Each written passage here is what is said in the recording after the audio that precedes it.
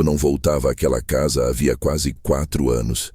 Desde que perdi meu filho, ela ficou fechada, silenciosa, como um retrato empoeirado do que restava da nossa família. Eu mantive as contas em dia. Mandei cortar a grama a cada 15 dias. Troquei o portão quando o ferrugem começou a corroer o ferro. Mas nunca mais entrei. A casa do lago, como chamávamos, era o refúgio da minha esposa enquanto viva. O lugar onde meu filho aprendeu a nadar e onde passamos o último Natal em família. Depois da morte dele, olhar para aquelas paredes se tornou um peso que preferi carregar à distância. Até o dia em que decidi que estava na hora de deixá-la seguir outro destino. Naquela manhã, o sol de outono iluminava as folhas que dançavam sobre o capô do carro.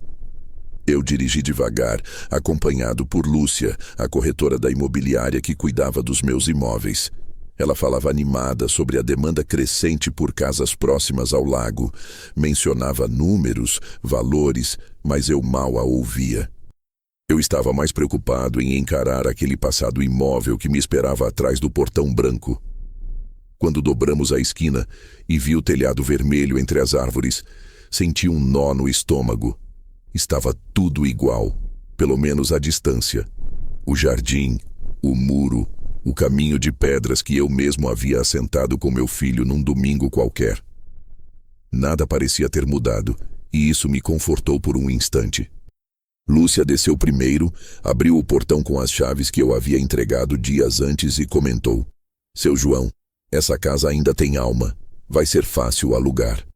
Eu apenas sorri, com aquele sorriso que usamos quando queremos encerrar um assunto. Dei mais 2 passos e parei. A cortina da sala, que deveria estar fechada, se moveu levemente. Um vulto, rápido, discreto. A princípio pensei que fosse impressão, reflexo, talvez um gato que tivesse entrado pelo quintal. Mas ao girar a maçaneta percebi que o trinco não estava travado. Lúcia olhou para mim, confusa, e perguntou se alguém tinha acesso à casa além de nós. Eu neguei com a cabeça, mas algo já me dizia que havia algo errado. Empurrei a porta devagar. O cheiro que me atingiu não era o cheiro de casa fechada, nem de mofo, era o cheiro de café fresco. No chão, tapetes novos. O sofá havia mudado de lugar. Havia brinquedos espalhados no canto e uma manta sobre o encosto da poltrona que minha esposa tanto amava. Era como entrar num lar de outra pessoa, não no meu. "Alguém mora aqui", murmurou Lúcia, olhando em volta, a voz trêmula. Antes que eu pudesse responder, uma voz feminina ecoou do corredor. "O que vocês estão fazendo aqui?" Ela apareceu no batente da porta do quarto, de camiseta larga e cabelos presos. Por um segundo não reconheci, até que ela arqueou as sobrancelhas e soltou um riso curto, frio. "Ah, o senhor resolveu visitar." O sangue me gelou. Era Ana, minha ex-nora, a mulher do meu filho. Ou melhor, a viúva que havia desaparecido da nossa vida meses depois do enterro, levando tudo o que restava dele. Os álbuns, as roupas, até o violão que ele tocava à noite. "Ana?" perguntei, ainda incrédulo. Ela cruzou os braços, como quem domina o terreno. "Sim, sou eu." "E antes que pergunte, sim, moro aqui. Algum problema?" Lúcia tentou intervir, explicando que estávamos ali para uma visita técnica, mas Ana riu, uma risada leve, provocadora. "Visita técnica? Engraçado, porque esta casa é tanto minha quanto dele. Eu tenho direito de usufruir." Aquelas palavras bateram em mim como um soco silencioso. Eu sabia que não havia nenhuma doação registrada, nenhum testamento, nada que a vinculasse à propriedade. Mas o tom dela era de quem tinha certeza do próprio poder. Foi então que um homem surgiu atrás dela, descalço, com um olhar de quem acordou de ressaca. "Aconteceu algo, amor?" Ela apenas acenou com a cabeça em direção a nós. "O dono está aqui achando que pode mandar." O amor foi a gota que faltava para transformar a cena em pesadelo. Meu filho mal havia completado 1 ano de falecido, e ali estava ela, morando com outro homem dentro da casa que eu e minha esposa havíamos construído com as economias de toda uma vida. Eu olhei para o casal, depois para Lúcia, que se encolhia perto da porta. Tudo em mim pedia que eu gritasse, que tirasse aqueles intrusos dali à força, mas o tempo ensina que há batalhas que se vencem sem um único decibel. Você está ocupando uma casa que não é sua, Ana, eu disse com calma. Ela deu de ombros. Ah, por favor, essa casa foi do meu marido, e se ele morreu, eu continuo sendo a viúva. Não preciso da sua permissão para usufruir do que também é meu. Eu respirei fundo. O homem atrás dela deu um passo à frente, insolente, e disse: Se não gostou, chame a polícia. Ela repetiu, olhando nos meus olhos: chame a polícia. Aquela provocação, dita com um meio sorriso, como quem desafia, foi o ponto exato em que a minha calma deixou de ser paciência e se tornou decisão. Endireitei os ombros, olhei para ela e respondi apenas: Então eu vou. Nenhuma palavra a mais. Nenhuma explicação, nenhuma ameaça. Apenas isso. O silêncio que se seguiu foi denso. Lúcia ficou imóvel, segurando a prancheta contra o peito. Ana piscou, surpresa. O novo marido dela, que antes parecia confiante, desviou o olhar. Eu me virei, caminhei até a porta e saí. Atrás de mim ouvi a voz dela tremer pela primeira vez. O que ele quer dizer com isso? Não respondi. Fechei o portão e olhei para a fachada da casa pela última vez antes de entrar no carro. Pela primeira vez em anos, não senti tristeza. Senti propósito. Enquanto o motor ronronava, Lúcia ainda tentava encontrar palavras, mas eu só disse: Vamos, tenho coisas a resolver. Ela percebeu que não era hora de perguntas. No retrovisor, vi Ana parada no jardim, observando o carro se afastar. A arrogância ainda estava ali, mas havia algo novo em seus olhos. Medo.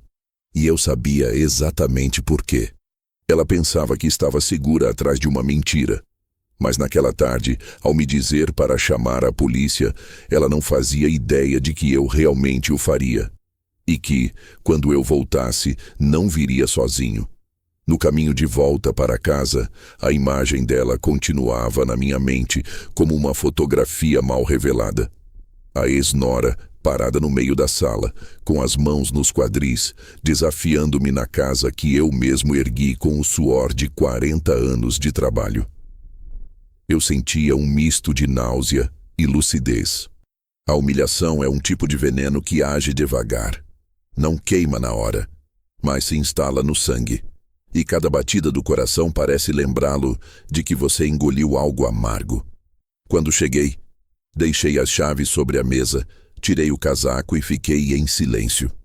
O relógio da parede marcava pouco mais de 11 da manhã, mas a casa já parecia escura. Sentei-me na poltrona onde costumava ler e olhei para o retrato do meu filho sobre a estante. Você sabia? Murmurei sem esperar resposta.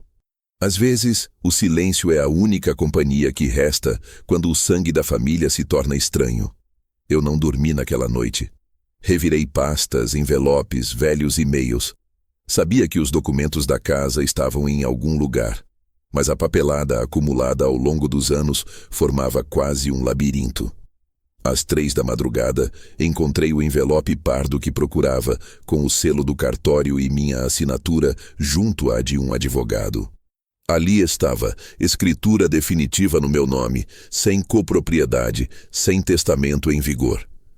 Lembrei que, na época da compra, meu filho insistiu para que tudo ficasse registrado em meu nome.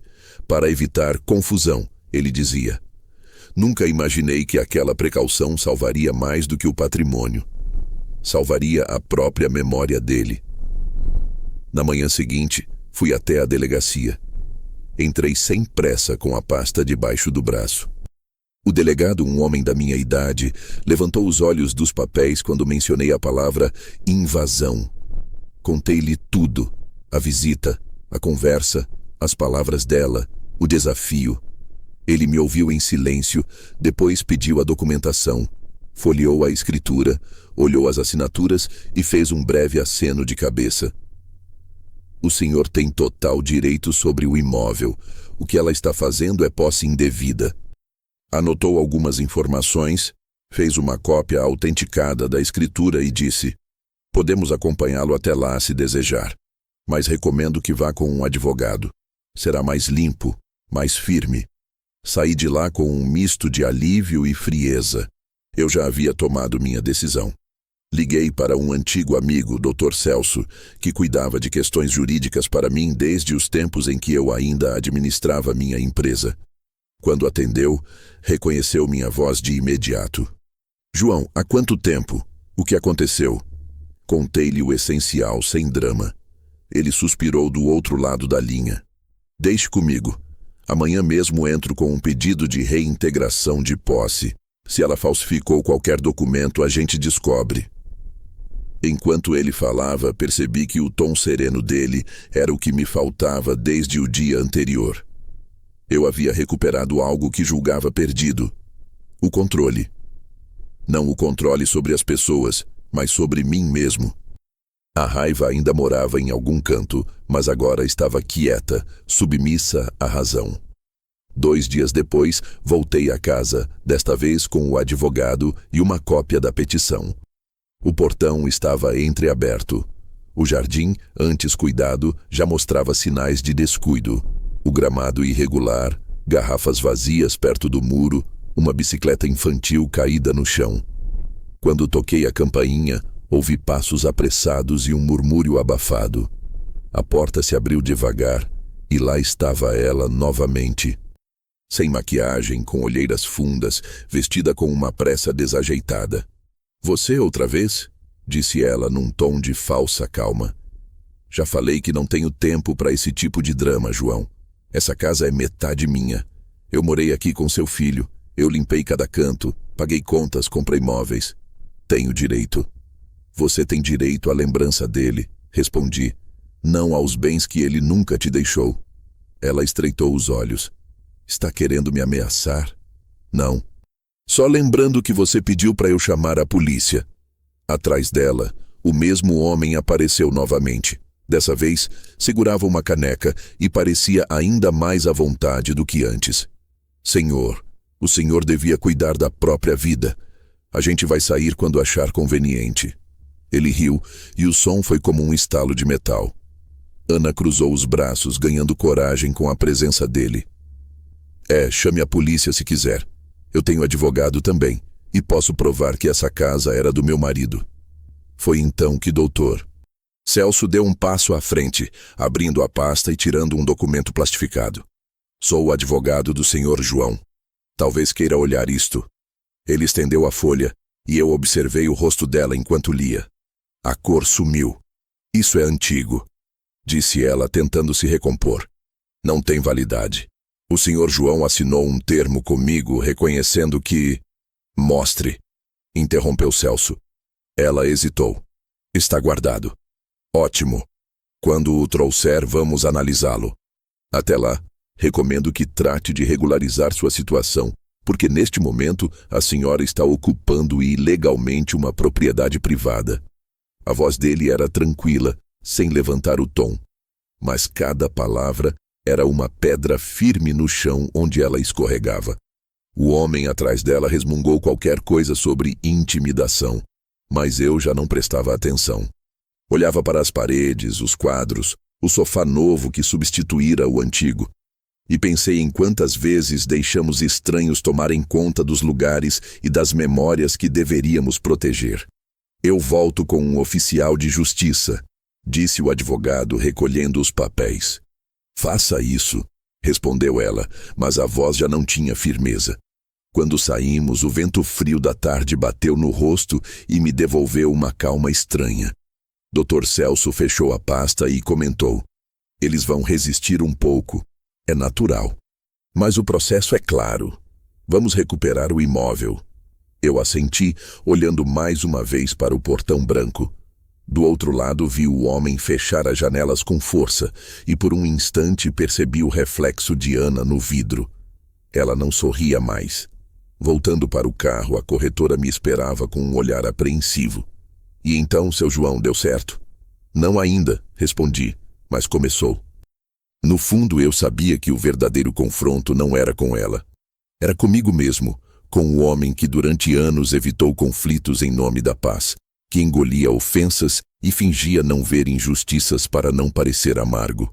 Mas ali, diante daquela invasão, eu havia entendido que dignidade não é orgulho, é fronteira. E a minha finalmente estava sendo reconstruída. Na manhã seguinte acordei com o som insistente do telefone. Era Lúcia, a corretora, a voz aflita do outro lado da linha. Seu João, o senhor está sentado? A mulher está lá, do lado de fora da casa, gritando com os vizinhos. Disse que o senhor está tentando colocá-la na rua à força, que o senhor está fazendo chantagem.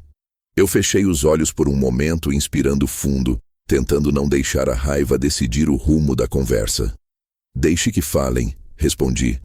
Quem deve se explicar é sempre quem tem pressa. Desliguei e fiquei em silêncio por um bom tempo, olhando pela janela a neblina dissolver-se sobre o jardim.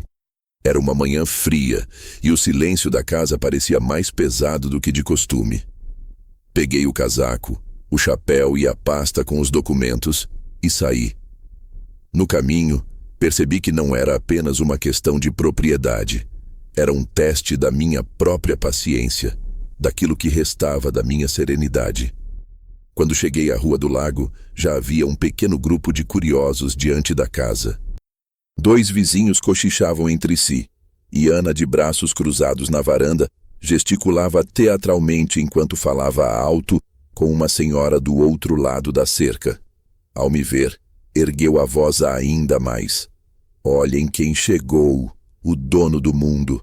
Acha que pode tirar uma viúva da casa do próprio filho. Senti o calor subir pelo pescoço, mas permaneci imóvel.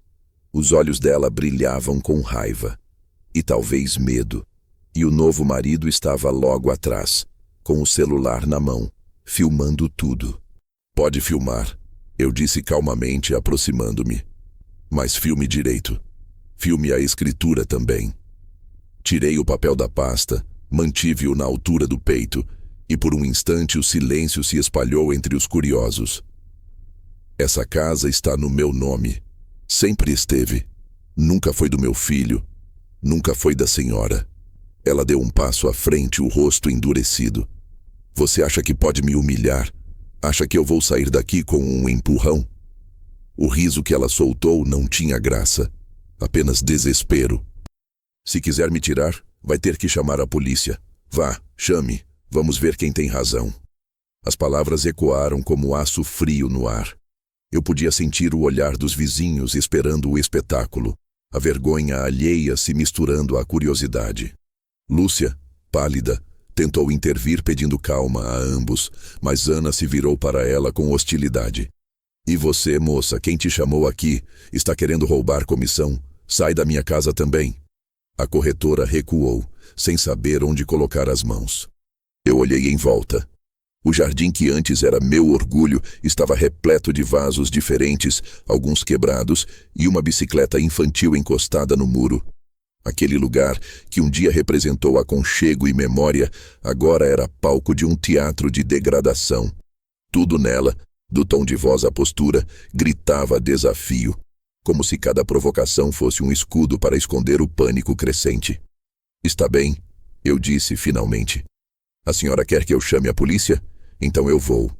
E comecei a caminhar em direção ao carro. Está me ameaçando? Gritou ela, a voz já trêmula. Não, estou apenas fazendo o que pediu. O silêncio que se seguiu foi quase palpável. O novo marido dela abaixou o celular devagar, olhando para ela com expressão confusa, talvez percebendo que a encenação havia passado dos limites. Lúcia, que até então permanecia imóvel, respirou aliviada ao ver que eu não levantaria a voz. Enquanto me afastava, ouvi Ana sussurrar algo para o companheiro, rápido demais para entender. Mas o tom era de súplica. Pela primeira vez, havia medo no timbre dela. Dentro do carro, minhas mãos tremiam levemente, não de raiva, mas de contenção. Eu sabia o poder que a raiva tem de destruir até o justo. Liguei o motor e fiquei parado, observando o reflexo da casa pelo retrovisor. As janelas que antes me pareciam familiares agora eram olhos que me vigiavam com desconfiança. A vergonha que ela tentara me causar não me atingira da forma que esperava. Ao contrário, havia me dado clareza. Entendi que algumas humilhações são presentes disfarçados, portas que se abrem para revelar o caráter alheio. Na delegacia, o delegado reconheceu meu rosto. Já imaginava que voltaria. Seu João trouxe os documentos. Entreguei tudo, calmamente. Ele leu, fez uma anotação e balançou a cabeça. Isso vai ser rápido. Ela vai receber uma intimação ainda hoje. O senhor quer estar presente quando formos lá? Sim, respondi. Quero olhar nos olhos dela, sem gritar, sem vingança. Só para lembrar que quem diz chame a polícia precisa estar pronto para recebê-la. À noite, sentado na varanda da minha casa, o vento frio cortava o silêncio como uma faca. Olhei novamente para o retrato do meu filho e murmurei, como quem conversa com o tempo. Você teria vergonha do que ela se tornou, meu filho. Mas talvez no fim isso precise acontecer. Às vezes o caráter dos vivos só aparece quando o morto não está mais aqui para protegê-los. Fechei os olhos e pela primeira vez em muito tempo, dormi sem o peso da indecisão.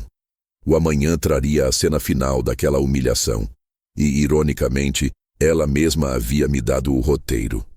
Acordei cedo, antes mesmo de o sol nascer. O relógio marcava 5h20 e o mundo ainda estava quieto, mergulhado naquela penumbra azulada que antecede o dia. Fiz café, sentei à mesa e fiquei olhando o vapor subir da xícara, tentando organizar o que viria a seguir. O silêncio daquela hora tinha um peso diferente. Não era o mesmo silêncio da solidão, mas o de quem está prestes a agir. Na noite anterior, o delegado havia garantido que a notificação seria entregue à ex-nora até o fim da manhã. Eu não planejava presenciar o momento exato, mas também não pretendia me afastar. Havia em mim um tipo de expectativa que não era prazer nem ansiedade.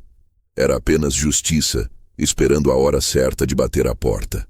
Enquanto tomava o café, abri novamente a pasta vermelha. Ali dentro, além da escritura, havia outros papéis que eu guardava há anos sem saber bem porquê.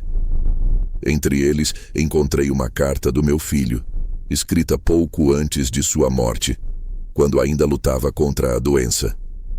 A letra era trêmula, mas inconfundível. Pai, dizia o primeiro parágrafo, se algo acontecer comigo, quero que o senhor saiba que confio em tudo o que fez por nós. A casa do lago é sua, sempre foi. Ana sabe disso. Eu só espero que ela não esqueça o que prometeu.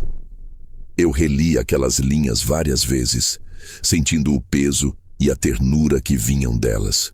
O menino que eu criei estava ali, tentando me proteger mesmo depois de morto.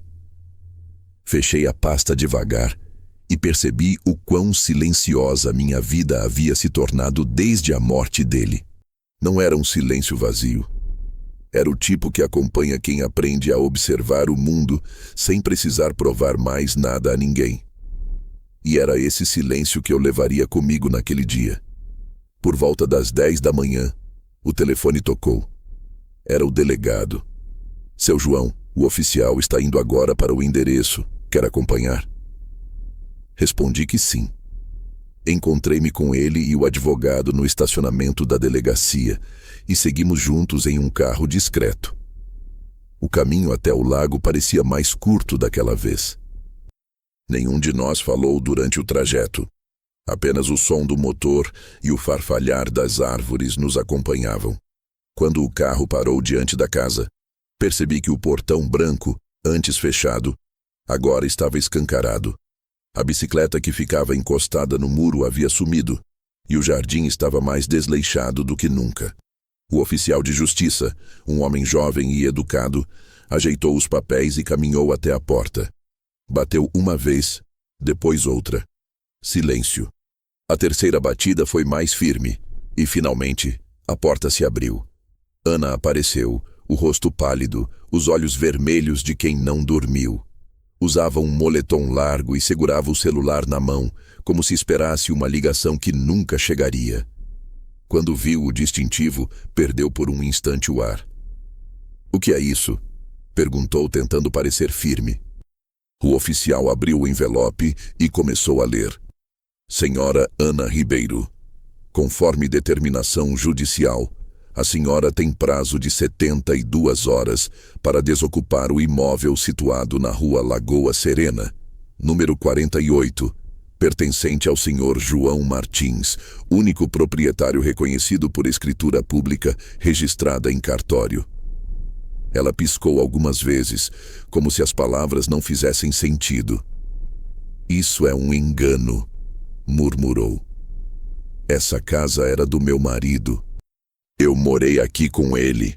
O advogado, ao meu lado, respondeu com calma.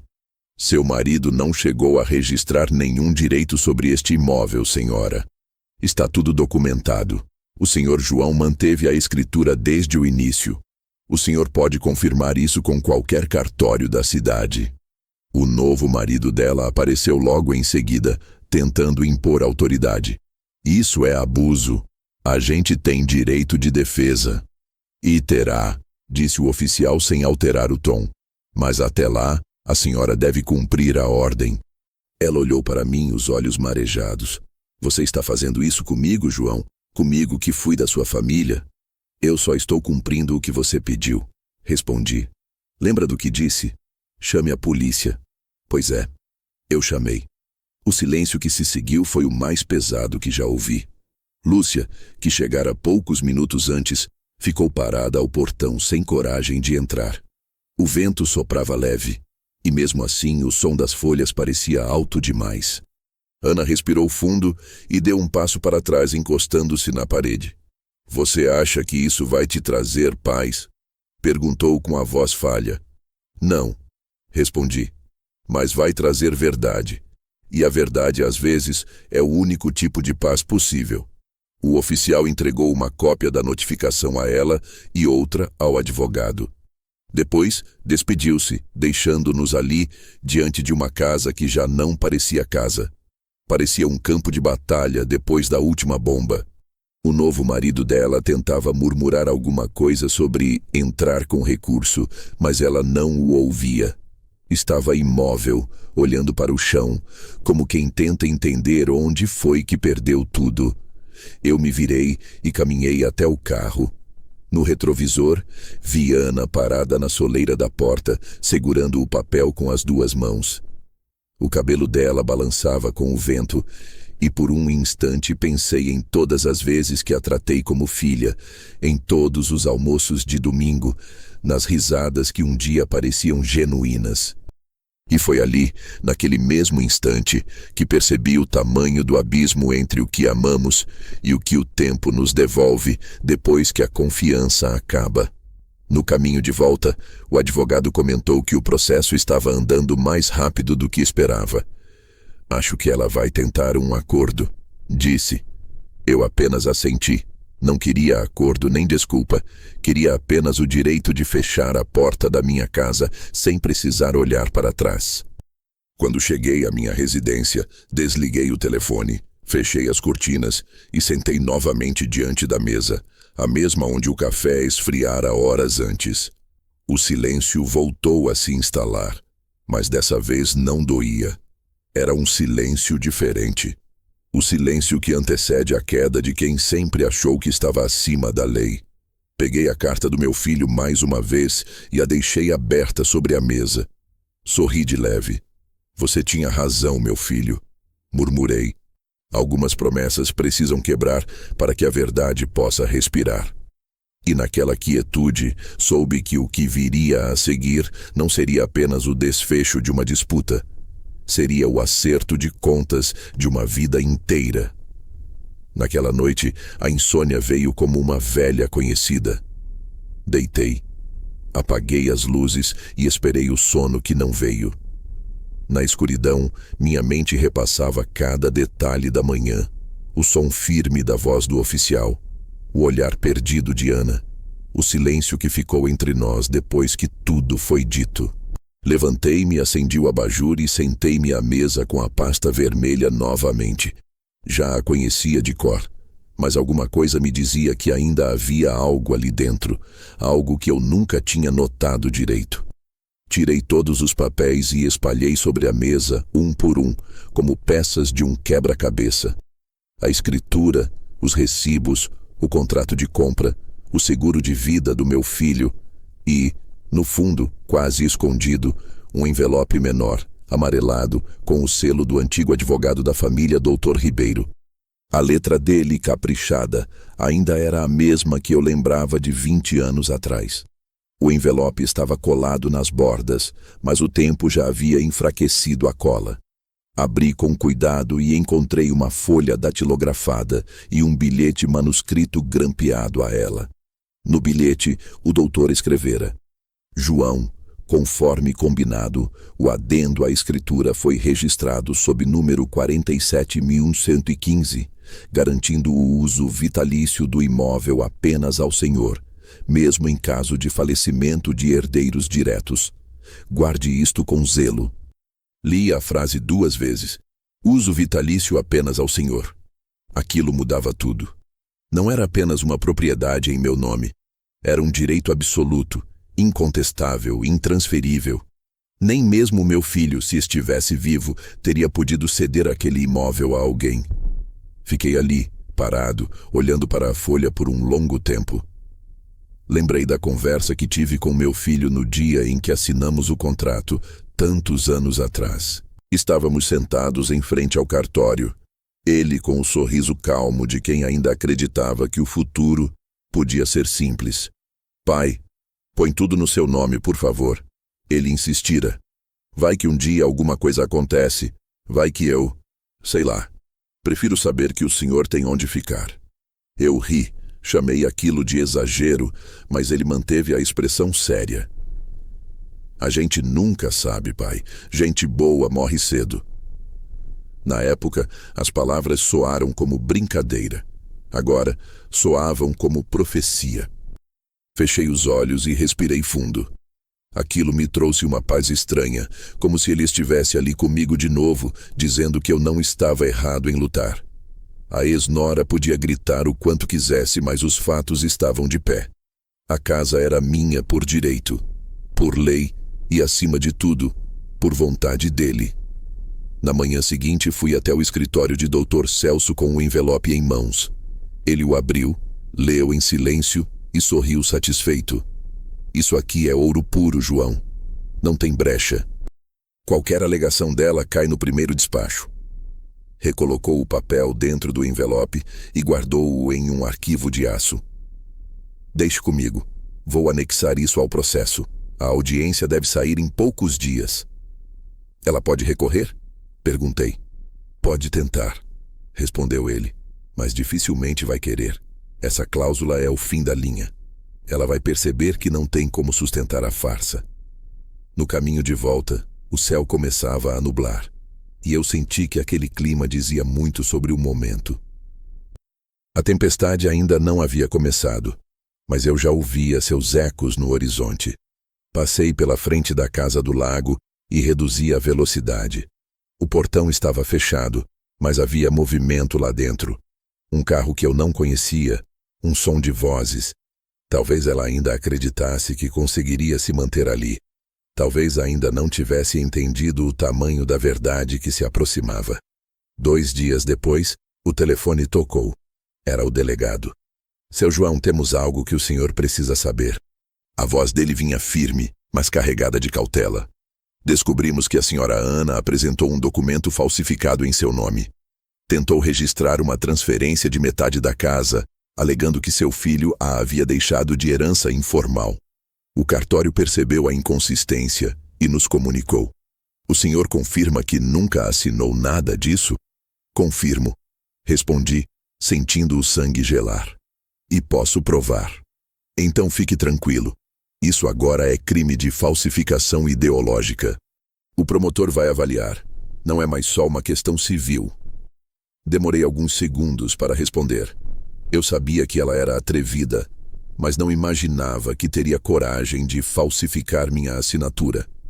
A audácia de quem acredita que o tempo e a dor alheia são armas que pode usar à vontade. E o marido dela? Perguntei. O nome dele aparece como testemunha, disse o delegado. Mas acho que ele não sabia o que estava assinando. Mesmo assim, será chamado a depor. Quando desliguei, fiquei olhando para o telefone por um tempo.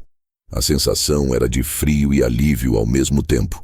Eu não queria destruí-la, só queria a verdade. Mas às vezes, a verdade é um terremoto.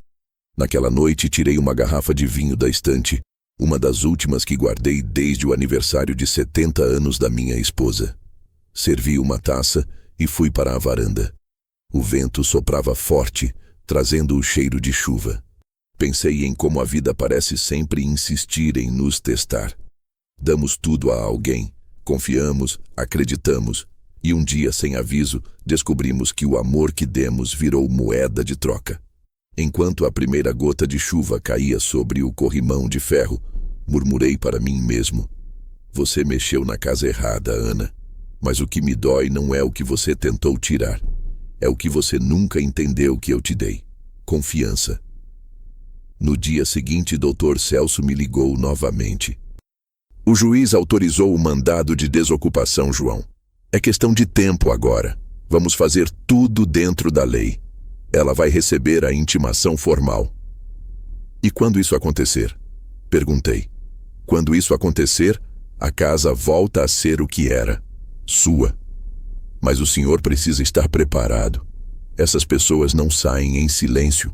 Elas gritam antes de cair. Sorri com amargura. Então, doutor, que gritem. Já vivi tempo suficiente para saber que o barulho dos outros não me define. E naquela noite, antes de dormir, coloquei o envelope com o adendo da escritura dentro de uma pasta nova, limpa, sem marcas do passado.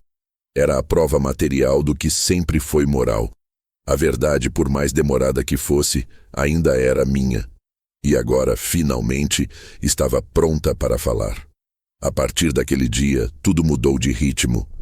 O processo, que antes parecia apenas uma disputa de posse, começava a revelar um emaranhado de mentiras que se estendia muito além do que eu imaginava. O delegado me ligava quase todas as tardes, informando cada novo passo, cada descoberta que surgia a partir da denúncia de falsificação. Eu não perguntava muito, apenas escutava. Aprendi que, às vezes, o silêncio é a forma mais eficaz de escutar as verdades que o barulho tenta esconder. Enquanto o caso avançava, eu passava as manhãs em casa, sentado na mesa da cozinha, observando o sol atravessar as persianas, lembrando da minha esposa, que dizia que a verdade é como a luz da manhã, pode demorar, mas chega. E ela estava certa. A cada dia, um novo detalhe vinha à tona. A perícia confirmou o que eu já sabia. A assinatura no falso documento era uma imitação mal feita da minha, feita provavelmente com base em algum contrato antigo. O papel usava meu nome, mas o timbre do cartório era falso, copiado de outro documento. Era uma farsa completa. O advogado, Dr. Celso, reuniu tudo: laudos, fotos, declarações. E foi além. Pediu a quebra de sigilo bancário de Ana e do novo marido. O resultado, quando chegou, foi mais revelador do que qualquer confissão. Eles haviam colocado o imóvel em sites de aluguel por temporada, recebendo hóspedes havia meses. Cada reserva registrada, cada pagamento feito em nome de um terceiro, cada transferência em pequenas quantias para não chamar atenção. A casa, a minha casa, tinha virado fonte de renda para quem nunca colocou um tijolo nela. Lembro-me do dia em que Celso me mostrou o dossiê. Estávamos no escritório dele, as janelas abertas deixando entrar o cheiro do eucalipto da rua. Ele empurrou a pasta na minha direção e disse: "Olhe com calma, João." As fotos mostravam casais sorrindo na varanda, famílias posando diante do lago, jovens com copos na mão e música alta. O nome do perfil que administrava os anúncios era falso, mas o número de telefone era o dela. Havia até comentários dos hóspedes elogiando a proprietária atenciosa. Eu olhei cada imagem como quem observa um retrato de um estranho usando as roupas do falecido. E no fundo senti algo que não era raiva. Era um cansaço profundo, o tipo de exaustão que vem quando o que te destruíram não foi o bem material, mas o respeito. Isso é suficiente para a prisão preventiva? Perguntei. Não, ainda não, respondeu Celso. Mas é o suficiente para provar má-fé e fraude continuada. O juiz vai ordenar a reintegração em caráter de urgência. E, com sorte, o Ministério Público entra com uma ação criminal. Assenti devagar. Eu não queria vê-la presa. Queria apenas vê-la fora daquilo que não era dela. Queria meu espaço de volta, o chão onde construí memórias, o teto sob o qual enterrei saudades. Naquela tarde recebi uma ligação inesperada. Era o delegado. Seu João, acho que o senhor precisa ouvir isso. Houve algum problema? Perguntei. Depende de como o senhor define problema. O marido da senhora Ana veio até aqui hoje. Disse que quer fazer um acordo. Alega que foi enganado, que não sabia de nada. Está disposto a testemunhar contra ela em troca de não ser incluído no processo criminal. Fiquei em silêncio por alguns segundos. E o senhor acredita nele? Perguntei, enfim. Ele trouxe cópias de conversas, mensagens, áudios, coisas que batem com o que já apuramos. Parece que ela o manipulava também. A ironia disso tudo me atingiu com uma força inesperada. O mesmo homem que riu de mim na sala, que me chamou de velho e arrogante, agora buscava refúgio na minha verdade. O delegado prometeu me enviar o conteúdo das provas, e no dia seguinte recebi o pendrive. Esperei até o fim da tarde para escutar. As mensagens mostravam exatamente o que eu esperava. Ana combinando com ele como mentir para os vizinhos, orientando-o a gravar vídeos de defesa, caso eu reagisse, planejando postar tudo nas redes sociais para me desmoralizar.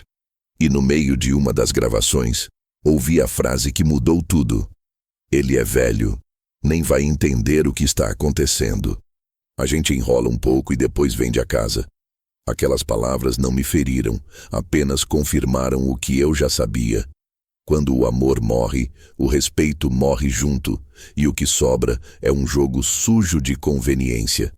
No fim da semana, o juiz concedeu o pedido de reintegração com força policial, fixando multa diária para cada dia de descumprimento.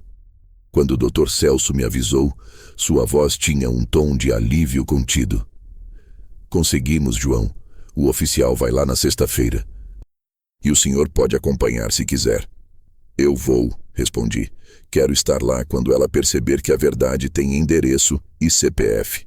Nos dias que antecederam a reintegração, evitei sair. Não por medo, mas porque queria estar em silêncio. Passei as noites revisando velhos álbuns, lembrando do meu filho com o violão na varanda, da minha esposa regando as flores do jardim, da última vez que rimos juntos naquela casa. Era tudo o que restava de puro. E eu sabia que depois daquela sexta-feira, nada seria igual. Na manhã marcada, acordei antes do sol. O vento trazia cheiro de chuva distante e o céu tinha o mesmo tom cinza que eu via nas fotografias antigas. Quando cheguei ao local, havia uma viatura estacionada diante do portão. O delegado, o oficial, o advogado, todos me esperavam. Do outro lado, a casa parecia adormecida, como se pressentisse que algo estava prestes a acabar. O oficial bateu à porta. Ana abriu. Dessa vez, não havia gritos, nem arrogância. Apenas cansaço. O marido dela não estava mais ali. O senhor conseguiu o que queria.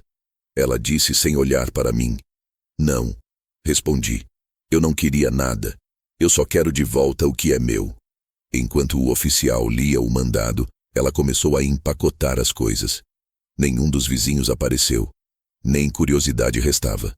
Eu fiquei na calçada, observando em silêncio, até que o caminhão de mudança fechou as portas e o carro dela desapareceu na esquina. O delegado me cumprimentou com um aperto de mão. Está feito, seu João. Está só começando, respondi. Entrei na casa devagar. O cheiro de desinfetante barato misturava-se ao de mofo. O chão riscado, as cortinas rasgadas, um vaso quebrado no canto. A cada passo, eu via o que ela havia tentado apagar. Mas o que me surpreendeu foi o quarto principal. Sobre a cômoda, havia um envelope branco com meu nome. Abri. Dentro, uma folha curta e fria. Você venceu. Mas não pense que acabou. Sorri. Não de triunfo, mas de reconhecimento. As pessoas que perdem o controle sempre acreditam que a guerra continua, mesmo depois que o campo está vazio. Coloquei o bilhete de volta, sentei na beira da cama e deixei que o silêncio tomasse conta do espaço. Pela primeira vez, não era o silêncio da perda, era o silêncio da restituição. A sexta-feira amanheceu chuvosa. O tipo de chuva fina que parece mais lembrança do que tempestade. Eu já estava de pé quando o relógio marcou 7 horas. A reintegração havia sido marcada para as 10, mas meu corpo insistia em não esperar. Era como se a própria casa me chamasse de volta, pedindo para ser retomada, limpa, resgatada do eco das vozes que a haviam contaminado. Tomei o café devagar, vesti uma camisa azul, a mesma que usei no batizado do meu neto.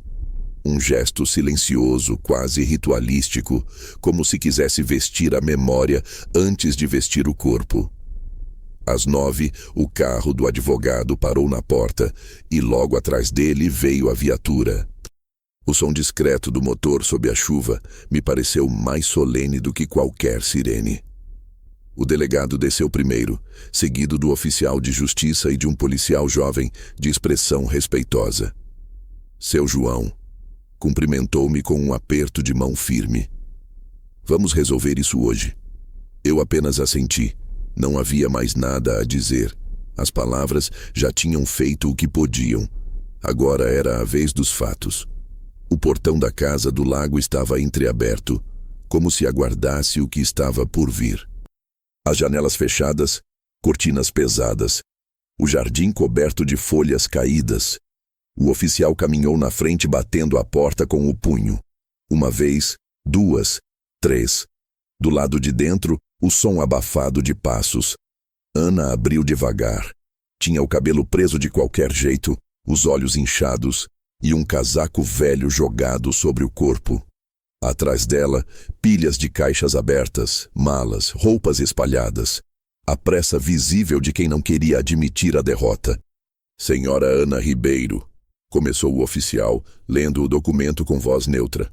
Em cumprimento à decisão judicial, informamos que a senhora deve deixar o imóvel imediatamente. O senhor João Martins, proprietário legítimo, acompanhará a execução da ordem. Ela olhou para mim como quem encara um fantasma. O senhor está satisfeito agora? Perguntou, a voz embargada, os olhos faiscando de raiva contida. Não se trata de satisfação, respondi. Trata-se de justiça. Ela riu, um riso sem som, mais um espasmo de desespero do que ironia. Justiça? É isso que chama de justiça? Me deixar sem teto, sem nada? Depois de tudo o que vivi com seu filho? Você se deixou sem teto quando decidiu transformar mentira em moradia, respondi. A casa nunca foi o problema. Foi o que você fez dela. O novo marido, agora ex, não estava ali. O delegado confirmou depois que ele havia deixado a cidade 2 dias antes, colaborando com o inquérito e entregando documentos que comprovavam a fraude. Ana, sozinha, parecia menor, frágil, mas não menos orgulhosa. Caminhava de um lado a outro, juntando papéis, objetos, falando consigo mesma. Ninguém vai entender o que aconteceu. Vão achar que o senhor me destruiu. Quem vive de aparências precisa se preocupar com o que os outros acham, respondi. Eu só me preocupo com o que é verdadeiro. Enquanto ela tentava empacotar o resto de suas coisas, os vizinhos começaram a sair discretamente para observar. As cortinas se moviam, sombras curiosas surgiam por entre as frestas. Eu podia sentir o peso dos olhares, mas não o julgamento. Era o olhar de quem enfim via o fim de um capítulo que incomodava a rua inteira. Ela disse que era dona da casa, murmurou uma senhora do portão ao policial, que apenas balançou a cabeça em negativa. Ana ouviu e virou-se furiosa. Metam-se na vida de vocês. Mas as palavras dela caíram no vazio. Ninguém mais lhe dava ouvidos. O delegado aproximou-se de mim, voz baixa. Quer que eu peça que deixem o perímetro limpo, Sr. João? Não precisa, respondi. Deixe que vejam. Alguns aprendem pela lição, outros pelo exemplo. O oficial entregou-lhe o documento final. Está cumprido o mandado. O imóvel retorna oficialmente ao senhor. Eu assinei letra firme, cada traço um ponto final em anos de desgaste. Ana saiu por último carregando 2 malas pequenas. No portão parou e virou-se para mim. Sabe o que é pior, João? Disse a voz trêmula. Eu realmente achei que ele tinha deixado essa casa para mim. Achei que merecia, depois de tudo. Você podia ter merecido, respondi. Mas preferiu tomar à força o que talvez lhe fosse dado de boa vontade. É a diferença entre confiança e ganância. Ela ficou imóvel por um instante, os lábios se movendo sem som, como quem ensaia uma resposta que não vem. Depois, apenas virou o rosto e foi embora, andando sob a chuva fina, sem guarda-chuva, sem olhar para trás. O silêncio que ficou depois foi estranho. Nenhum som além do vento e da chuva pingando no telhado. Entrei devagar, acompanhado pelo delegado e pelo advogado. A casa estava quase vazia. Fiquei parado no hall, observando as marcas de prego nas paredes, o cheiro de tinta recente, as cicatrizes invisíveis de quem tentou apagar uma história que não era sua. Quer que mandemos uma equipe de limpeza? Perguntou o delegado. Não, respondi. Quero lembrar do que foi feito aqui. Pelo menos por um tempo. Ele entendeu. Apertou minha mão, desejou-me sorte e se retirou com a equipe. Dr. Celso ficou um pouco mais, organizando os papéis sobre a mesa. Ela vai tentar se reerguer, João. Pode ser que ainda tente contato ou que procure a imprensa. Gente assim precisa de plateia. Deixe que fale, respondi. As mentiras sempre cansam antes da verdade. Depois que todos foram embora, caminhei sozinho pelos cômodos. Toquei as paredes, o corrimão da escada, a janela da cozinha. O eco dos meus próprios passos era o único som. O lugar parecia exausto como eu, mas ainda vivo. Peguei um pano e comecei a limpar o balcão, como se aquele gesto simples pudesse devolver dignidade ao espaço. No fim da tarde, fechei todas as janelas, tranquei o portão e sentei-me na varanda. O lago refletia o cinza do céu e as gotas de chuva formavam pequenos círculos na superfície da água. Respirei fundo e percebi, talvez pela primeira vez, o peso exato do que havia acontecido. Não era apenas uma vitória judicial, era o resgate da minha própria voz. Durante anos, eu me calei diante de pequenas injustiças, acreditando que a dignidade vinha do silêncio. Mas agora entendia. A verdadeira dignidade não é calar sempre, é saber quando o silêncio se torna cumplicidade. Enquanto o dia terminava, deixei que o vento trouxesse o cheiro do lago. E ali, naquele fim de tarde, percebi que minha vida estava mudando novamente. Eu havia recuperado a casa, mas mais do que isso, havia recuperado o homem que fui antes das perdas. Nos dias seguintes, a história se espalhou pela cidade como o vento que atravessa as janelas abertas. Eu não precisei dizer nada. As pessoas viram, ouviram, comentaram. Bastou que um vizinho postasse uma foto do portão aberto, a viatura parada e Ana saindo debaixo da chuva, para que os rumores se multiplicassem. Em poucas horas, ela virou assunto. No pequeno comércio da esquina, no grupo da igreja, nas conversas de calçada. E o curioso é que ninguém parecia surpreso. Muitos já desconfiavam que havia algo errado naquela ocupação repentina. O que antes era dúvida, agora se tornava certeza. Eu não participava das conversas, mas as ouvia de longe. Quando ia ao mercado ou à padaria, alguém sempre me cumprimentava com respeito, um olhar de aprovação silenciosa, como quem diz, fez o certo. Eu respondia apenas com um aceno discreto. Não buscava aplausos. O que eu queria era o silêncio que vem quando a justiça finalmente se cumpre. Mas o silêncio, às vezes, é um luxo que o escândalo não permite. 3 dias depois da reintegração, Ana reapareceu. Não diante de mim, mas diante de todos. Abriu um vídeo em uma rede social. A câmera tremia, a voz era mansa, ensaiada, o rosto pálido, o olhar de vítima. Hoje venho contar uma injustiça, começou ela. Fui expulsa da casa que era do meu marido, uma casa pela qual lutei. Paguei contas, cuidei, amei. E tudo isso porque o pai dele nunca me aceitou. As palavras eram calculadas, o tom perfeitamente construído para comover. No fundo, a mesma manipulação, só que vestida de fragilidade. No vídeo, ela chorava, dizia que estava grávida. Uma mentira facilmente desmontável, já que a perícia médica feita meses antes no processo indicava que não estava. Apelava à memória do meu filho, insinuava que eu tinha ódio dela desde o enterro, que sempre quis roubar o pouco que ela tinha. O vídeo durava quase 6 minutos e terminou com uma frase que parecia saída de um roteiro barato. Eu só queria um teto, mas nem isso me deixaram. Em 24 horas, o vídeo somou milhares de visualizações. Comentários inflamados, gente revoltada, desconhecidos me chamando de monstro, de velho ganancioso, de carrasco. O novo marido dela, agora ausente, foi citado como o homem que tentou ajudá-la. Eu li tudo em silêncio, não por covardia, mas por estratégia. Às vezes, a mentira precisa crescer o suficiente para que o próprio peso a faça cair. Dr. Celso me ligou preocupado. Queremos acionar o advogado da imprensa, João. Isso é difamação. Não ainda, respondi.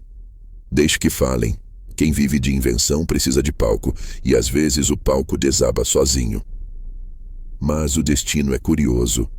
2 dias depois, o marido dela, aquele que jurava não saber de nada, reapareceu nas redes.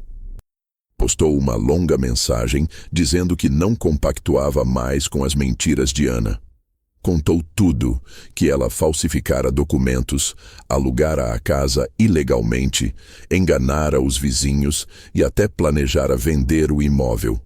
Publicou imagens do contrato falso, áudios das conversas e até o momento em que ela pedia que ele gravasse vídeos de defesa para emocionar o público.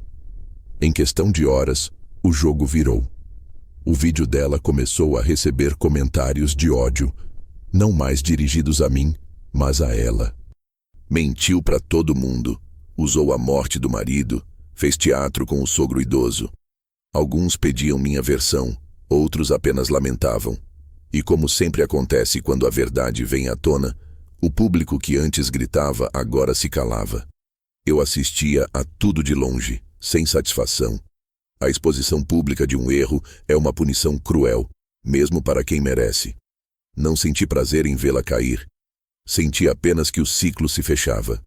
E talvez pela primeira vez entendi o que meu pai dizia quando eu era jovem. Quem se levanta sobre a mentira cai sem empurrão. Na semana seguinte, a polícia concluiu o inquérito. O delegado me chamou para assinar os últimos papéis. O Ministério Público vai oferecer denúncia por falsificação e estelionato. Mas acredito que ela vai tentar acordo, evitar julgamento. Que faça o que quiser, respondi. Já não há mais nada que ela possa me tirar. Quando saí da delegacia, o ar estava leve, quase doce. O céu voltava a abrir e o lago visto ao longe refletia o sol da tarde. Voltei à casa, agora vazia, e sentei-me na varanda. O silêncio não era mais de perda, era de conquista.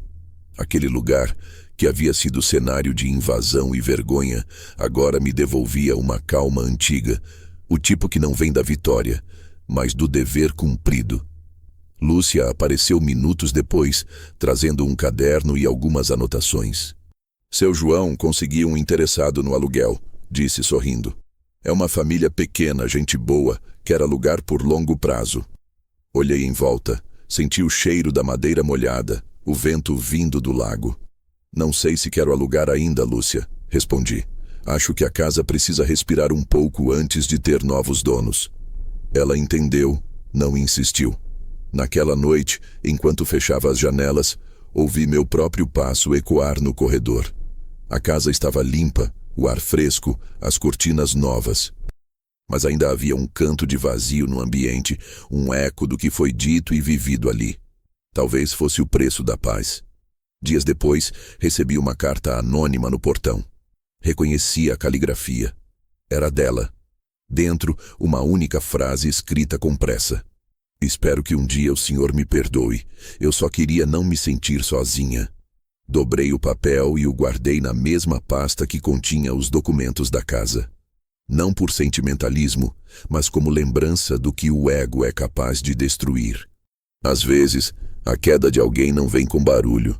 Vem com um simples pedido de perdão que chega tarde demais. Fechei a pasta, apaguei as luzes e deixei a casa em silêncio. Pela primeira vez, aquele silêncio não doía. Era o som da verdade repousando. Os dias que se seguiram foram diferentes de todos os anteriores. Não havia mais advogados, oficiais de justiça, nem vizinhos curiosos à porta. A casa, enfim, respirava em paz. Cada ruído agora era familiar, quase reconfortante. O estalar da madeira quando o sol batia na varanda, o canto das aves ao amanhecer, o som da água do lago tocando o cais, como se o mundo inteiro suspirasse alívio. Eu acordava cedo, fazia o café e deixava as janelas abertas, permitindo que o vento limpasse não só o ar, mas o que restava de amargura dentro de mim. Demorei 2 dias para decidir o que faria com a casa. Lúcia, sempre atenta, me ligava de tempos em tempos, insistindo em mostrar novos interessados no aluguel. Eu a agradecia, mas adiava as visitas. A verdade é que eu precisava de tempo. Não para a casa, mas para mim. Era como se durante todos aqueles meses eu tivesse vivido em modo de sobrevivência e só agora pudesse existir de novo. Quando a gente envelhece, aprende que recomeçar não é esquecer o passado, e sim aceitar que ele cumpriu seu papel. Numa tarde de domingo, sentei-me na sala, olhando o reflexo do sol nas paredes recém-pintadas, e lembrei-me de uma conversa antiga com minha esposa. Ela dizia que, quando morresse, queria que aquela casa não fosse apenas mais uma propriedade. Queria que servisse a algo maior. Um abrigo, disse ela uma vez, para pessoas que não têm para onde ir. A vida nos deu tanto, João. Seria bonito devolver de alguma forma. Eu prometi a ela e, como tantos outros votos, esse ficou esquecido nos cantos do tempo. Até agora. Peguei o telefone e liguei para Doroteia, uma antiga amiga dela, que trabalhava na assistência social da cidade. Contei a história. Perguntei se ainda havia demanda por abrigos pequenos. E o silêncio do outro lado da linha respondeu antes das palavras. Sempre há, João. E nunca o suficiente. Foi assim que tudo começou. Não como um projeto, mas como um resgate. Nos dias seguintes fomos atrás dos trâmites, visitas técnicas, licenças, ajustes de segurança. Eu mesmo peguei um rolo de tinta e comecei a repintar as paredes. Não precisava ser perfeito, bastava ser digno. Quando os primeiros idosos chegaram, 3 homens e uma mulher, todos com histórias mais longas e tristes do que eu poderia imaginar, percebi que aquela casa estava finalmente cumprindo um propósito. Cada um ocupou um quarto, e eu me reservei um pequeno espaço nos fundos, onde antes era o escritório. À noite, sentávamos juntos na varanda, ouvindo o som do lago e trocando lembranças. Nenhum de nós falava de perda como tragédia, mas como matéria de vida. O sofrimento, quando compartilhado, se torna mais leve. Um deles, seu Américo, Me disse certa noite, enquanto olhávamos o reflexo da lua na água. Sabe, João, há gente que precisa perder tudo para descobrir o que é ter de verdade. Ele sorria sem dentes, mas com uma sabedoria que nem os livros ensinam. Eu soube naquele momento que ele tinha razão. A casa que um dia foi símbolo de disputa, de ganância e traição, agora era abrigo, mesa posta, partilha. E, curiosamente, eu também me sentia acolhido nela pela primeira vez em anos. Certa manhã, Lúcia apareceu novamente, curiosa com a mudança. Ao entrar e ver os novos moradores tomando café na varanda, ficou em silêncio por um instante. O Senhor transformou o desastre em milagre, seu João. Não, Lúcia. Corrigi com um sorriso tranquilo. Apenas devolvi a casa ao que ela sempre foi. Um lar. Nos meses seguintes, o pequeno abrigo se tornou conhecido na região. Recebia doações, visitas, até voluntários. Alguns vizinhos antes distantes agora apareciam com bolos, mantimentos, roupas. Era como se o bairro inteiro tivesse entendido que aquela casa não pertencia apenas a mim, mas à ideia de recomeço. Eu deixei de ser o homem da confusão para me tornar o senhor da Casa do Lago, e embora o título soasse bobo, havia nele uma espécie de reconciliação com o mundo. Certa tarde, sentado na mesma varanda onde tudo começou, recebi uma carta. O envelope era simples, o remetente familiar. Era de Ana. Abri com cuidado, já sem o peso de outrora. A letra era a mesma, mas o tom havia mudado. Não escrevo para pedir nada, só para dizer que entendi. Passei a vida tentando provar que tinha direito às coisas, quando o que me faltava era merecimento. Se o senhor puder, reze por mim. Li aquelas palavras 3 vezes, antes de dobrar o papel. Nenhum rancor restou. Havia apenas um cansaço sereno, o tipo de cansaço que vem quando a raiva morre e dá lugar à compaixão. Mais tarde, fui até o jardim e plantei uma muda de ipê amarelo perto do portão. Escolhi aquele ponto porque era o primeiro lugar que se via ao entrar. Pensei que, quando florescesse, as pessoas lembrariam que algo bonito pode nascer até mesmo do terreno que um dia foi palco de dor. Ao fincar a muda na terra, senti as mãos firmes, sem tremores. E pela primeira vez em muito tempo, percebi que não carregava mais o peso do passado. Apenas a leveza de quem cumpriu uma promessa antiga. O sol se punha atrás do lago, quando me sentei novamente, observando o céu tingido de dourado. Ouvi as risadas dos novos moradores lá dentro, o tilintar das xícaras, o rádio tocando uma música velha que eu e minha esposa costumávamos ouvir. Fechei os olhos e deixei o som preencher o espaço. Aquela casa que havia conhecido invasões, mentiras, humilhações e queda, agora conhecia redenção. E ali, naquela tarde calma, entendi que o verdadeiro recomeço não é construir algo novo, é devolver sentido ao que sobrou. O outono chegou silencioso, trazendo consigo aquele frio leve que faz o ar parecer mais limpo e o tempo mais lento. As folhas do ipê que plantei começavam a amarelar, e o chão ao redor da muda se enchia de cor, como se a terra, finalmente, respirasse depois de anos guardando a memória das tempestades. A Casa do Lago, agora viva, abrigava 5 idosos. O som das risadas substituíra o eco das discussões, e as paredes, antes testemunhas da falsidade, voltaram a ouvir vozes de gratidão. Às vezes eu me pegava observando tudo de longe, sentado na mesma cadeira onde um dia me senti derrotado, e sorria. Era estranho, mas o silêncio que antes me pesava agora me curava. As manhãs eram sempre iguais e, ao mesmo tempo, sempre novas. Eu acordava cedo, preparava o café e caminhava até o jardim. Seu Américo alimentava os pássaros. Dona Célia colocava toalhas limpas para secar ao sol. E, vez ou outra, alguém me chamava para resolver pequenas coisas. Uma torneira vazando, uma lâmpada queimada, um jornal que chegou atrasado. Pequenas tarefas que me davam um propósito, um sentido simples, porém profundo. A rotina se tornou uma prece. E de todas as formas possíveis de recomeçar, aquela era a mais verdadeira, vivendo com leveza o que um dia foi pesado demais. Certa tarde, enquanto revisava alguns papéis com Doroteia, a coordenadora da assistência, percebi o envelope da carta de Ana ainda sobre a mesa. Por um instante, hesitei em jogá-lo fora, mas acabei dobrando-o com cuidado e guardando-o numa gaveta junto da escritura. Não como lembrança de dor, mas como um lembrete de que até as feridas precisam ter onde repousar. "Vai guardar isso?" perguntou Doroteia, notando meu gesto. "Vou", respondi. Às vezes o perdão é só o nome que a gente dá quando decide não carregar mais.